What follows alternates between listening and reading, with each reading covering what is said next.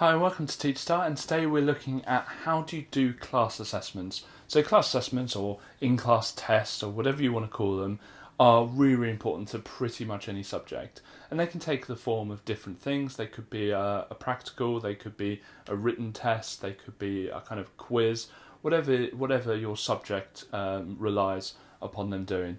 So there's a few tips I've had. I've administered loads and loads of in-class tests, and I've made the mistakes, and I've done good tests and bad tests, and in the last maybe 5 years, I've just done the same thing because it just works really perfectly. So the first thing first, how do they come into the classroom, and where are they seated? So the first thing is I always change all the desks so they're on their own. So I will plan that period 2 I'm going to have that test. So at the end of period 1 lesson, I just say to the students in there, can you just rearrange these desks for me so that they're separated? And they're just rows of separated desks all the way through the classroom.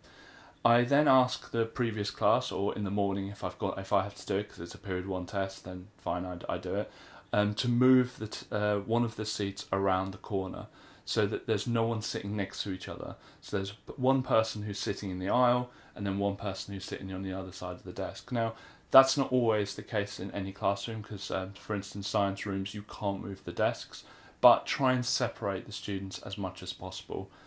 I also put the tests out on the desk, and I'll do that at lesson changeover or at the end of the previous lesson.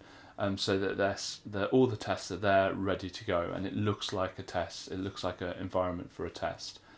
I always make sure that there's no questions on the front cover, that it's just their name that goes on the front cover, so that I can start the test and we can start them all at the same time.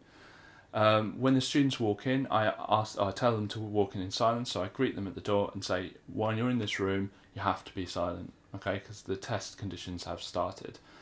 And they all come in, they all sit down, and I sometimes have to ignore someone saying, oh, can I borrow a pencil, can I borrow a pen, or whatever. And maybe you're a teacher who absolutely would never ignore that and send the student out straight away, but I don't find that helpful. I think that the test papers are shut, so I want silence, but within reason, and that's quite an ambiguous grey area, which I don't normally have, but I do in that instance. So they're all sitting down ready to go. I always go through, and I've got a PowerPoint up that says all the rules, that you don't talk, that if you have finished, check your work, etc., that it's a 10-minute test or it's a 40-minute test. And I ask them if they've got any questions. Sometimes there's a few questions, sometimes daft, sometimes good, and I make sure they've got their equipment at the start. If everyone needs a piece of equipment and I really want to get started with the tests, I'd say, right, we're going to start, but what I'm going to do is I'm going to go around and give you equipment at the start. Okay. So what's on the PowerPoint? The instructions are first, but when I'm ready to start the test, I have a timer on that PowerPoint, and there's loads of websites you can get timers on as well, or you can just use one in Windows or whatever. Have it up on the front so that they can see how long there is left. It kind of saves you time, answering questions every 5 seconds. How long is there left? Also, if you've got a laptop plugged in, you can extend the display, which I can't remember what the shortcut is, but ask your IT people how you extend the display, and you can have that up whilst you're working on your laptop, say if you need to do register and stuff like that. So you can carry on working and the time is still up on the screen. So when they're ready, I start the test and they must sit in silence, and that's something I do not negotiate over. If they're talking, they go, and they know that, and what the punishment is depends on the school, but for me, they will have their tests sent somewhere else, or they will go to a different classroom, do something else, and do the test after school, depending on the flexibilities of the school. But I do not allow any talking inside a test, and that is non-negotiable. Now, there are times where someone asks me a question and it's daft and someone else laughs, and you have to take things into account with that. I wouldn't necessarily send that person out. I'd remind them of the rules, that you focus on your test, that you don't make silly noises or laugh, whatever. And I do have some tolerance with some things, and you sometimes get the old cougher, and where they go, deliberately and blah blah blah. So I don't necessarily send them out, but what I do is I ask them to come to the front, and they come to the front, and I say, right, do you need to get some water? Because I'm really concerned about your cough. It seems really bad. Do you need to go to the school nurse or whatever? No, sir, no, sir, no, I'm happy. And then they go and sit down. It's not a problem anymore. Always address it, but you don't have to take that route straight away. I do with talking and tests. That is something I would, if someone's talking, they go. However, if someone's asking for a pencil or ruler or whatever, again, that's a grey area in the test. I will ask them to come up the front, or I'll go over to them and say, right, there is no talking at all. I'm going to give you this one, but you do not talk at all, otherwise you will go. And you've got to be, it's a kind of education, especially in September, October time when you're doing tests then, you're teaching the students that you do not talk in your tests. And so if it's September, October, I might give them the benefit of the doubt a little bit more than I would towards kind of maybe January, February time, where they've had loads of tests with me and they know what my expectations are. I think it's really important not to just send everyone out who's talking. If I'm in a position where I'm sending the third person out, I really evaluate what the hell I'm doing.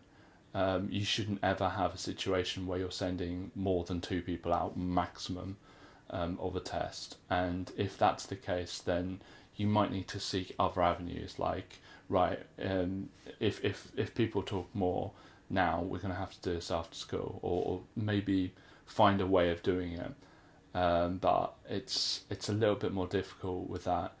And I've had a situation where I was helping someone else do a test whose class were not very educated in how to sit in silence, and I had to say, I'm writing down anyone who's talking, and anyone who's talking, they get the test ripped up at the end, and you'll have to come back and do this after school or at lunchtime, whatever I said at the time.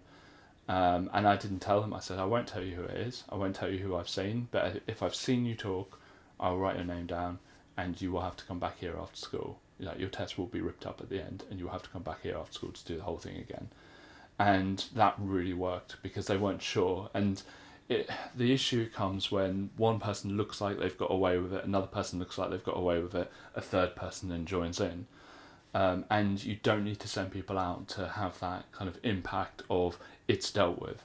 Trust me, it's going to be dealt with.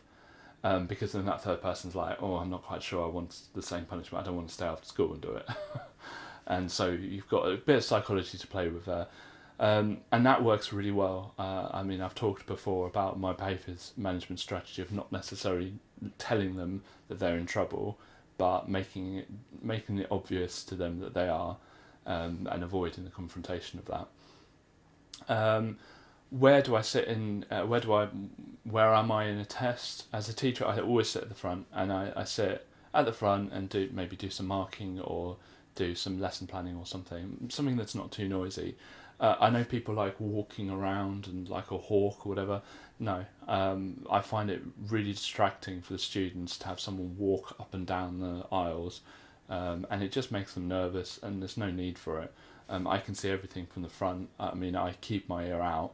I don't actually get much work done because I'm quite focused on whether they're talking, whether they're communicating, whether they're cheating. And the last thing to note is really just to understand that some students will try and cheat. Some students will try and see other people's work. And I think that teachers sometimes who I talk to are very naive and think, oh no, my class would never cheat. And I had this discussion with one of the teachers I worked with a while back, and I said, how did the test go? Did everyone do it okay? Oh yeah. Was there any cheating? No, not at all. And I bring out these 2 papers, and they are carbon copies, and they were so wrong. Like hardly any of the answers were right, but they were identical.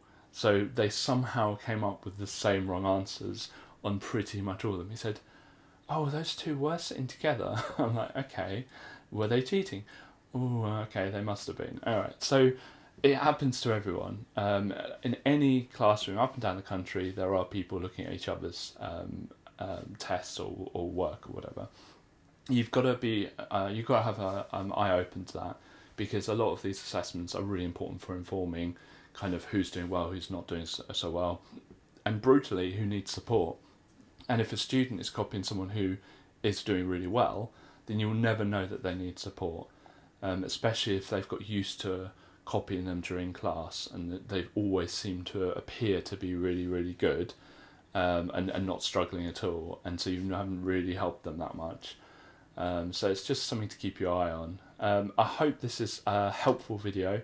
Just try and keep a nice routine of your test. Have a PowerPoint up with expectations, have a timer up on the board, and have everything ready to go at the start. That's my biggest kind of recommendation for doing an in-class test.